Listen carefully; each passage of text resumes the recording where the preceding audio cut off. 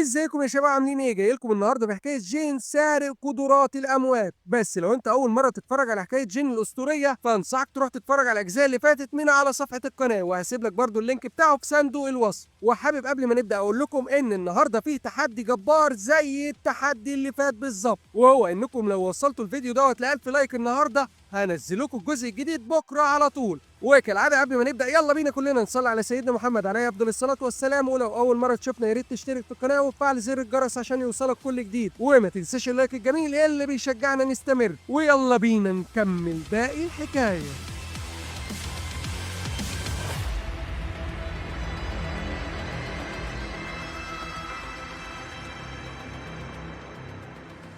شوفنا في الحلقة اللي فاتت إن جين طلعت له جنية، ولحسن حظه إنها خلته السيد بتاعها بسبب إنه الوحيد اللي قدر يسمعها ويشوفها، وقدر كمان يفك ليها ختمين من اللي عليها. وشفنا كمان إنها ساعدته بمهارة الإحساس اللي عندها وحسنت كتير من حظه، اللي هو بسم الله ما شاء الله اتحسن كتير وبقت ماشية معاه ولعة. شفنا كمان ان في مجموعة هجموا عليه هو وسيون، وكانوا عايزين يخطفوا سيون، وكانت قوتهم عالية جدا. بس على مين يابا؟ جين الجاحد قدر انه يشلوحهم ويهرب منهم، بس لسوء حظه هجم عليه الواد الدايرة بتاع نقابة الكارما، والواد ده حرفيا بقى في حتة تاسعة خالص. قوته مش طبيعية يا جماعة، وخصوصا السلسلة اللي معاه اللي مخلياه مش طبيعي. وهنا بقى عيني كانت رشقت في العم جين، والواد النحس مسكه من كل حتة، لا استدعاء نافع ولا كارت غاتشا نافع، وكان خلاص هيفقد الأمل وهيموت لو سور ريو في الوقت المناسب، وإنه افتكر مهارة اللعبة اللي المفروض كانت هترتفع، وقرر إنه يحط حياته على المحك عشان يرتفع مستواه ويبقى أقوى ويقدر ينقذ نفسه وسيون. وأول ما بيقلع السلسلة بتنزل عليه صعقة من السماء بتشلوحه حرفيا، وجين بيتشوي من قوة الصعقة وبيفتكر إنه كده هيموت خلاص. لكن مرة واحدة الصعقة دي بتختفي وشكل جين بيكون طبيعي جدا، فبيستغرب جين وبيقول بس كده خلاص؟ ده انا افتكرت اني هموت. وبتظهر ليه رسالة تانية انه بقى جاهز عشان يرفع مهارته وجاري الرفع. بيستغرب جين من الرسالة وبيصوت مرة واحدة من الوجع، وبيفضل يطلع دم من بقه وبيقع على الارض وهو عمال يتلوى من الوجع، وبيقول لنفسه انا لولا ان ويندي ادتني السلسلة ديت لما كنت في بيت هيونج لكان زماني منفجر ساعتها. وطبعا كل ده تحت انظار الجميع، وسيون بتبقى مرعوبة عليه بس مش فاهمة ايه اللي بيحصل له. والدايرة اول ما بيشوفه كده بيقول ده اكيد دمج حاجة مع الدم الاسود، والدمج فشل لان دي الاثار الجانبية بتاعته، ودلوقتي هو الوقت المناسب عشان اخلص عليه قبل ما يحصل ليه اي تطورات. انا ازاي غبي كده سايبه وهو في اضعف حالاته ومركز مع البت الرخمة دي. وبيفعل السلسلة الاسطورية وبيهجم بيها على جين وسيون، وسيون بتاخد بالها وعلى طول بتعمل درع عشان تصد هجومه ده. لكن المفاجأة بقى ان الهجوم ده فعلا بيتصد، بس مش سيون هي اللي بتصده يا صديقي، ده جين اخيرا فاق وقام وزقطت وصده باستخدام قوته العادية بكل سهولة. واتضح انه استيقظ عنده مهارة جديدة وهي مهارة دم التنين، ودي ميزتها انها بتتفعل في الحالة الحرجة او الخطر بس. تاني حاجة بتعالج كل الجروح. تالت حاجة بتخلي جسمك منيع ضد أي ضرر. رابع حاجة والأخير بتزود كل الإحصائيات بنسبة كبيرة، وبتجيله رسالة تهنئة من النظام لأنه أول بشري يقدر يعلي من مهارته للمستوى الثالث، وبيديله مكافأة على الإنجاز ده، واللي بيكون كارت أسود جديد. وده بقى يا صديقي أعلى من الكارت الألماسي اللي بيخليه يستدعي الأساطير حرفيا، وبيديله كام كارت منه كده عشان يجربه. وعلى طول جين بيستخدم أول كارت، وبيحس الدايرة في اللحظة ديت بقوة جين الجحدة، وبيقول دي حالته قوية جدا، أنا لازم أهرب من هنا بسرعة وأبلغ النقابة بالمستجدات. وبتهجم عليه ري وبتقول له شكلك نسيت إني هنا، فبيتضايق الدايرة منها وبيقول لها بجد أنت بنت رخمة أوي أوي أوي أوي، موتي بقى. وبيهجم عليها بس هي بتقدر تهرب من هجومه ده. وفي اللحظة ديت جين بيكون بيجهز سهمه، أول ما بيشوفه الدايرة بيتريق عليه وبيضحك وبيقول له سهم خشب؟ انت اكيد بتهزر، ده انا شكلي بلغت جامد جدا في حالتك اللي فاتت دي. وبيحط درعين على نفسه وبيقول له وريني بقى هتعمل ايه، ده انت عايز 1000 واحد بس من ده عشان تخدش الدرع بتاعي. الغرور وحش يا جماعة، اياكم والغرور. والمفاجأة بقى ان السهم اللي كان مستهون بيه قدر يكسر ليه الحاجزين بتوعه، ولولا انه لحق نفسه لزمانه كان ميت دلوقتي، ده بمجرد ما عدى جنب كتفه بس كتفه اتعور، وبيقع الواد على الارض مصدوم وبيقول لجين إزاي سهم خشبي يعمل كل ده؟ بيبان بقى الأسطورة اللي استدعاها جين واللي بيكون في المستوى 178،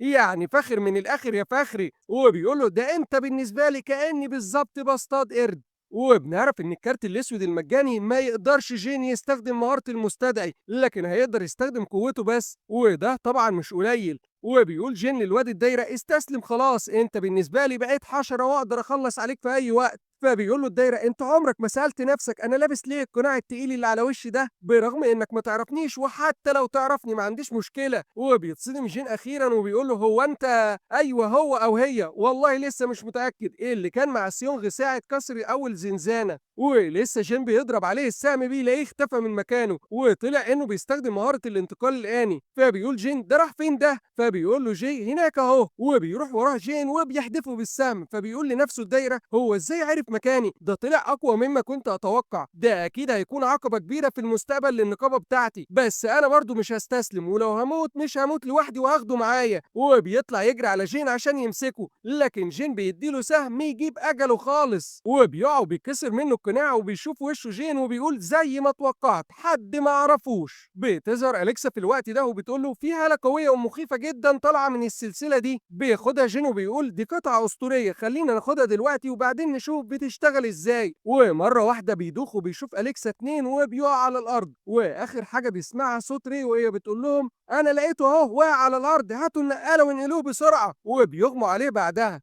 وبعد فترة بتظهر رسالة لجين إن خلاص تم الانتهاء من تحديث مهارة اللعبة للمستوى الثالث ورفع مستوى غاتشا. وبنعرف إن كور غاتشا كانت الأول بتطلع له كور بمعلومات عشوائية، لكن دلوقتي هتطلع له معلومات بخصوص الموضوع اللي هو عايزه. غير كمان ان تم ضم كروت غاتشا السودا لباقي الكروت. وبيفتح جين عينه اخيرا وبيلاقي نفسه في مكان قديم ولابس لبس غريب، وبيقول انا فين؟ ايه اللي حصل لي بالظبط؟ فبتقول له اليكسا سيون والبت اللي معاها هم اللي جابوك لهنا. وسيون ما كانتش بتسيبك ولا لحظه ولسه ماشيه حالا لما حد ندى عليها. فبيقول لها جين الحمد لله، معنى كده ان سيون سليمه وما حصلهاش اي حاجه او حد خطفها. بجد قوه البطاقه السودا دي رهيبه جدا، ده حتى الواد القرد اللي كانت رتبته دبل اس او اكتر ما قدرش يقف قدامها. غير كمان ان سيونغ الالماسي اخر مستواه 99، اما جي بقى فهو في المستوى 178، يعني تقريبا كده كل البطاقات الالماسيه اخرها 99 بس. وزي ما جي الاسود في زيه سيونغ الالماسي، يبقى باقي الابطال في زيهم في الكروت السوداء بس بقوه اسطوريه. وبتدخل عليه في اللحظه ديت سيون وري وبتقول له سيون الحمد لله انك فقت، جسمك كويس؟ فبيقول لها كويس اهو. فبتقول له ريو انا اسفه جدا لو ما عرفتكش بنفسي قبل كده، انا ريو عضوه في نقابه الصيادين الكوريه لفنون الدفاع عن النفس. بيتصدم جينو بيقول لنفسه الدفاع عن النفس؟ معنى كده انها استيقظت من غير آلة استيقاظ من خلال التأمل والتدريب بس هي برضو كانت عايزة تخطف سيون ليه؟ وعلى طول ريو بتنحني لسيون وبتقول لها أرجوك يا قديسة أنا عملت اللي أنت طلبتيه واستنيت لحد ما اطمنا على جين، أرجوكي بقى استخدمي قوتك واشفي لينا أميرتنا الصغيرة. فبيستغرب جين وبيقول لها أميرة؟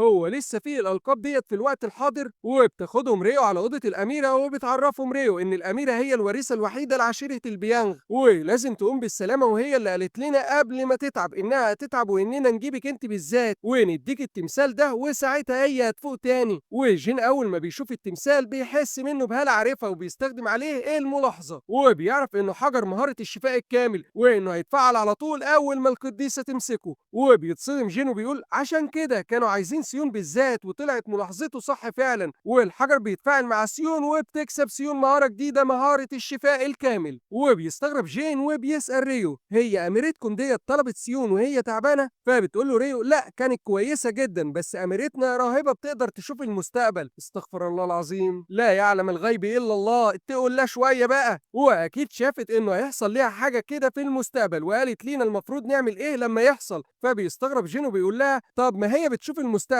ازاي ما حاولتش تمنع اللي حصل ده؟ فبتقول له ريو عشان الاميره مش بتشوف كل حاجه هي عايزاها او بتشوفها صريحه كده، هي بتشوف مجرد لمحات من المستقبل، حتى انها قبل ما يغموا عليها قالت انها شافت العالم كله هتهجم عليه الوحوش وهندخل في حرب معاهم، عشان كده عملت اجتماع طارئ وقالت اننا ما ينفعش نفضل مستخبيين في بيوتنا ولازم نندمج مع الصيادين عشان نخلص على الوحوش اللي هتهجم على الارض. لكن المجلس محدش فيهم وافق على كلامها ده، وقامت معركة كبيرة بينهم في الاجتماع، وواحد استغل الموقف ده وهجم على الأميرة، وده اللي خلاها تدخل في غيبوبة. وبرغم إن مش في إيدي أي دليل، بس أنا متأكدة إن الهجوم ده من الحزب المعارض. عشان كده أرجوك يا سيون اشفي لينا أميرتنا، لأننا ساعتها هنقدر ننضم مع الصيادين وننقذ حياة ناس كتير بريئة ممكن إنها تموت. وده لأن الأميرة عارفة ميعاد الغزو بالظبط، فبتقول لها سيون أنا دلوقتي بقيت جاهزة عشان أشفي الأميرة، وبتستخدم عليها قوتها. وفي البداية كانت الدنيا ماشية تمام، بس قوة سيون بدأت تضعف، فعلى طول جين بيساعدها وبيستدعي ليها نيتا الممرضة. ولحسن الحظ قوة سيون بتزيد بشكل كبير جدا، وبتقدر إنها تشفي الأميرة أخيرا. وبتقوم الأميرة وبتجري عليها ريو عشان تطمن عليها، وبتشكر الأميرة سيون، وبتقول لها سيون أنا المفروض اللي أشكرك عشان اديتيني مهارة جديدة. وبتشكر بعدها الأميرة جين، فبيقول جين لنفسه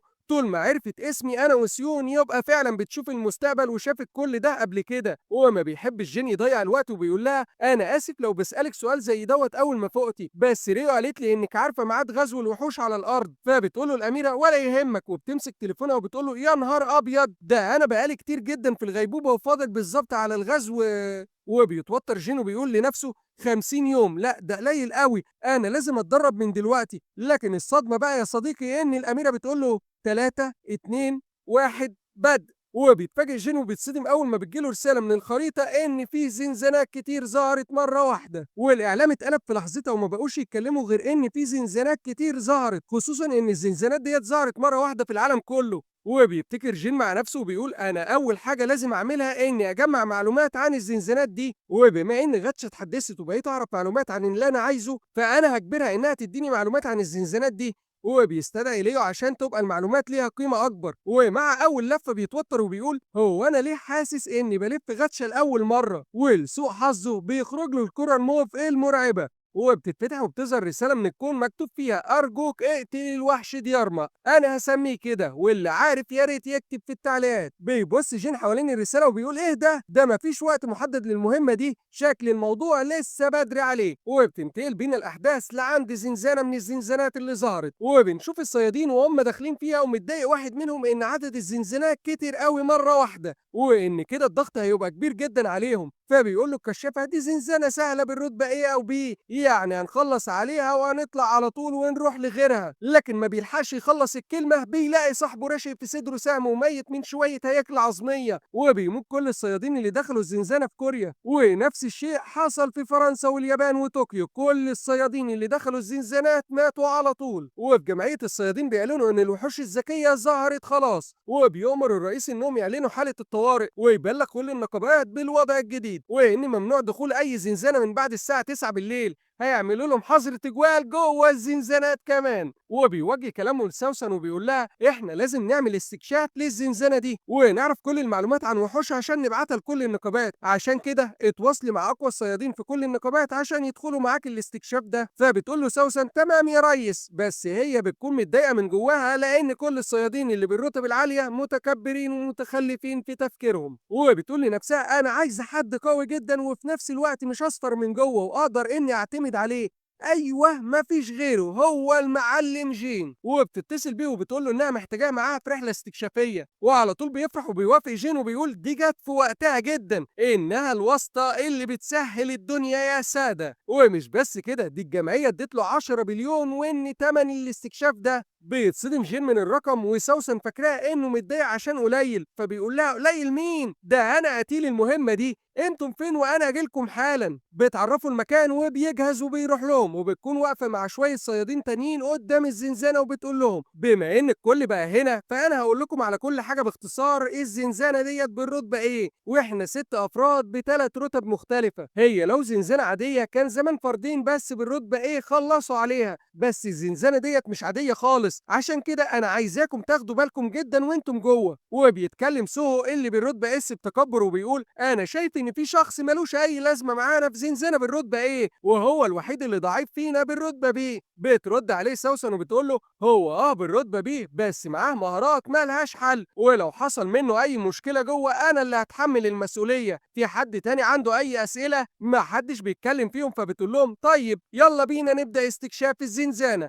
واول ما بيدخلوا الزنزانه بيتفاجئوا ب3 ابواب قدامهم، وبتقول لهم سوسن كده احنا هنتقسم ل3 فرق كل 2 مع بعض، وبيحب سو يلطف وبيقول لها مش المفروض اننا نغير المرة دي؟ يعني انا دايما متعود على اسلوب القائد بتاعي، فالاحسن اني ابقى معاك بكده هناخد افضل نتيجة. بيمسكوا القائد بتاعه من قفاه وبيقول له بقى كده عايز تشط المزة لوحدك، مش هنقولها لك يا ابليس. فبتقول له سوسن لا خلي كل فريق مع بعضه وانا هدخل الباب اللي في النص مع جين. واول ما بيدخلوا بيتفاجئ جين انه دخل مكان عامل زي الغابة، وبتقول له سوسن شكلك مستغرب ده عشان انت اول مرة تدخل زنزانة من نوع الاستكشاف. ايه الزنزانة ديت مختلفة عن كل الزنزانات التانية، دي هتلاقي فيها كل البيئات. فبيستغرب جين وبتقول له سوسن انت دايما بتدخل زنزانات التطهير اللي بتقتل فيها الوحوش لانها بتبقى عايزة تقتلك باستماتة.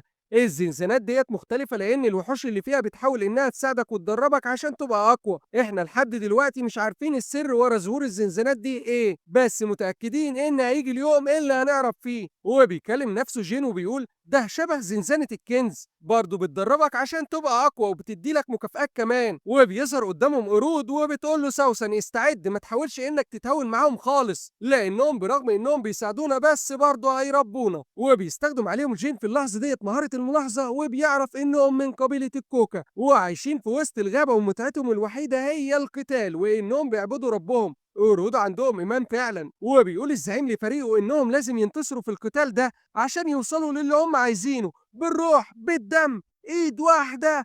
وجيم بيكون فاهم كلامهم وبيسألهم معلش هو انتم بتقصدوا ايه بانكم لازم تنتصروا عشان توصلوا للي انتوا عايزينه؟ فبتتصدم سوسن وبتقول له انت ازاي بتفهم كلامهم ده؟ فبيضحك جين بتوتر وبيقول لها فهمت تقريبا عشان مهارة التواصل اللي عندي. وبيقول له الزعيم انت ازاي بشري وقدرت تفهم كلامنا، بس بما انك جيت هنا فاكيد انت جاي بتدور على القوة وانا هساعدك واقول لك هتوصل لها ازاي. وبتظهر ليه مهمة جديدة والمطلوب منه اول حاجة هيدمر قبيلة الكوكا، تاني حاجة هيجمع الطاقة الروحية للشمس والقمر، تالت حاجة بقى هيدمر الاغلال الموجودة في وسط القرية. وبيقول جين لسوسن ان هم دلوقتي في مهمة ولازم يكملوها، فبتقول له سوسن ولا فاهمة اي حاجة بس بما انك انت فاهم فانا تمام. وبيجروا عشان يهجموا عليهم وبيهجم جين على الزعيم وبيستخدم مهارة التنين الاخضر ومهارة ضربة النمر، لكن الزعيم بيكون قوي جدا وبيقول له انا بعترف انك قوي بس انا اقوى منك بمراحل، انا هوري لك قوتي. وجين ما بيديلوش فرصة وبيهجم على طول على الدرع اللي بيحميه. فبيقول له الزعيم بشري غبي متهور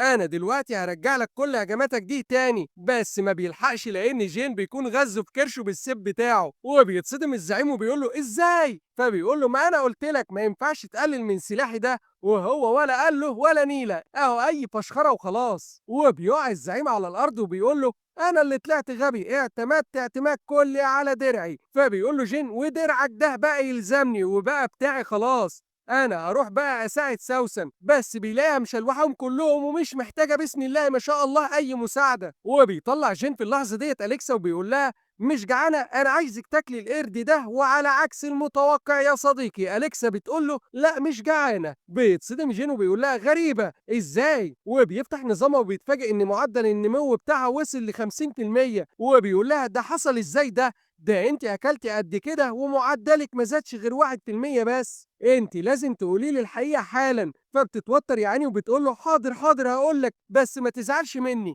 انا الصراحه اكلت الراجل اللي كان لابس وش القرد ده. بيتصدم جين وبيقول لها نعم اكلت بشري؟ انت من اكلين لحوم البشر ولا ايه؟ فبتقول له لا والله بس الطاقه اللي كانت خارجه منه ما كانتش طاقه بشريه، دي كانت طاقه شيطانيه غريبه وانا حبيت بس ادوقها لكن ما قدرتش امنع نفسي بعد ما دقتها واكلتها كلها. بيقول لها جين برافو عليكي انت عملت الصح، اهو ادينا استفدنا من جثته احسن ما كانت الكارما هي اللي اخدتها. طب ايه مش هتاكلي القرد ده يعني؟ فبتقول له أليكسا لا طبعا مين اللي قال كده هاكله طبعا. وبتاكله وبتخرج منه جوهرة وبيعرف جين إنها الطاقة الروحية للشمس والقمر، وده البند التاني في المهمة. وبيفرح جدا جين وبيقول لها أنا هروح أخلص على كل القرود وأنت عليك تصفي من ورايا. وبتاكل الجثث وبيلموا الجواهر وبيروحوا على آخر شرط، وبيستخدم جين الخريطة وبيقدر يوصل لمكان قبيلة الكوكا. وبتفرح سوسن وبتقول له بالسرعة دي أنا خلاص مش هستغرب من أي حاجة بتعملها. فبيضحك جين وبيطبل وبيقول لها أنا وصلت لهنا بفضل شرحك ليا عن الوحوش، طبل كمان خليني أتوب. المهم بتقول له واضح إن في حراسة على الأغلال والأفخاخ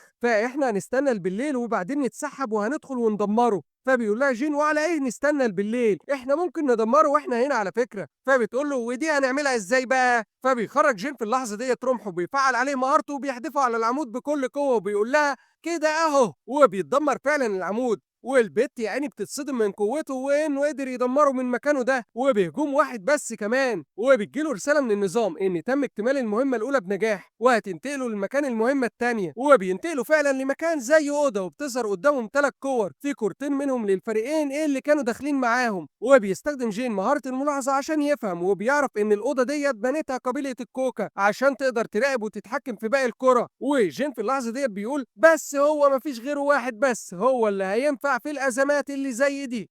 وبيستدعي عمنا جيونغ وبيقول له فهمني يا كبير ايه الليله ديت دايره على ايه بالصلاه على النبي وايه المطلوب مننا هنا. فبياخدوا جيونغ على حته رخامه وبيقول له حط ايدك الكريمه هنا، وبتظهر الكره التانيه اللي كانت لونها اسود فوقيه وبتخرج منها طاقه وبعدين بتقف وبيقول له جيونغ بس خلاص انت دلوقتي هتقدر تتحكم في الكورتين التانيين، بس في حاجه ناقصه عشان يحصل ده انا مش عارف ايه هي الصراحه. بس جين بيكون عارف وبيطلع الجواهر من المخزن وبيقول له هي دي طاقة الشمس والقمر، وبيحطها على الرخامة وبتظهر ليه شاشة أو منيو لخدمات تقوية الفريق. جوهرة تقليل هجوم العدو جوهرتين، تقليل قوة العدو 3 جواهر، عشان تروح انت بنفسك للفريق 30 جوهرة. بيفرح جين جدا وبينادي على سوسن وبيقول لها تعالي خلاص انا عرفت احنا بنعمل ايه هنا. فبتقول له سوسن ياه بالسرعة دي، مش قلت لك اني مش هتفاجئ خلاص؟ بس برضه اتفاجئت اهو. وبيشرح لها جين الليله وبيجربوا يساعدوا الفريق التاني وبيحطوا الجواهر وفعلا القوه بتبان عليهم، لكن للاسف بعد اللي حصل ده بيهجم عليهم وحوش اكتر. فبتقول له سوسن الوضع كده بقى صعب جدا، حتى لو زودنا قوتهم او قللنا قوه العدو فبرضه ده مش هيفيدهم في حاجه،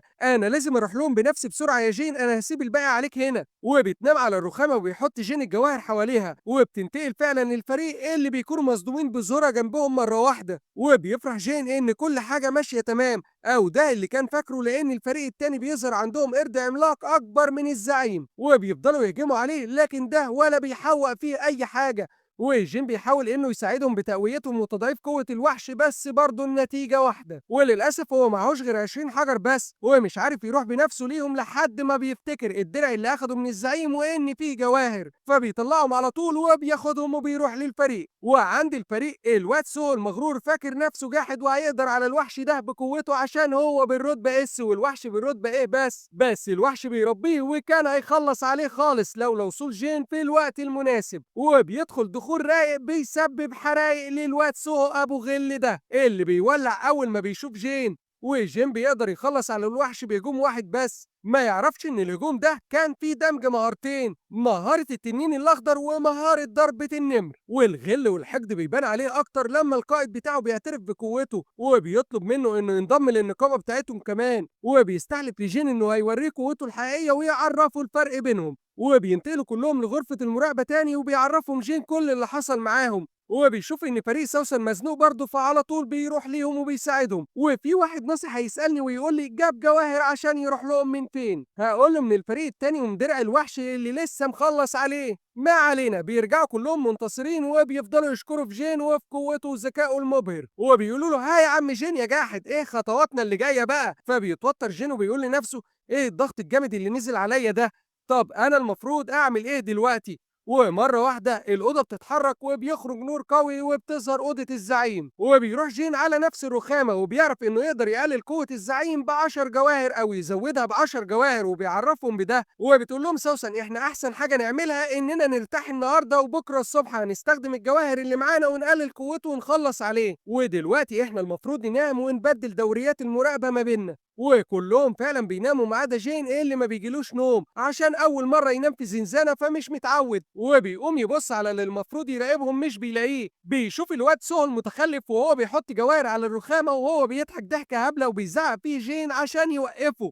فبيقول له المتخلف ده كلهم شايفينك انك احسن مني برغم اني انا رتبتي اعلى منك، دلوقتي بقى انا هوريك هقدر اعمل ايه لما اخلص على الزعيم لوحدي. وبتتفتح في اللحظه ديت اوضه الزعيم ومره واحده سلسله فيها كوره بتلوشه وبتحدفه لاخر الاوضه، وبيظهر الزعيم بشكله الشرير وبيقول له: أنا أحييك على شجاعتك وإنك عايز تثبت للكل قد إيه أنت قوي، بس برضه القوة مش كل حاجة، ومستحيل القوة هتروح لشخص غبي ومتهور زيك، كل اللي بيفكر فيه هو نفسه بس كده يا صديقي، وبكده تكون حلقة النهارده خلصت. بس يا ترى جين هيعمل ايه مع الزعيم ده، وهل هيقدر عليه ولا لأ؟ وهل يا ترى الواد الحقود ده قلل قوة الزعيم ولا زودها؟ كل ده وأكتر هنعرفه في الحلقة اللي جاية. ولو وصلت لحد هنا يا أسطورة فحابب أفكرك إن في تحدي ال1000 لايك في أول يوم، لو فعلا وصلتوا الفيديو دوت ل1000 لايك في أول يوم هنزل على طول الجزء الجديد بكرة، بس ده طبعا كله يعتمد على دعمكم يا شباب. وكالعادة قبل ما نقفل يلا بينا كلنا نصلي على سيدنا محمد عليه أفضل الصلاة والسلام، ويلا السلام.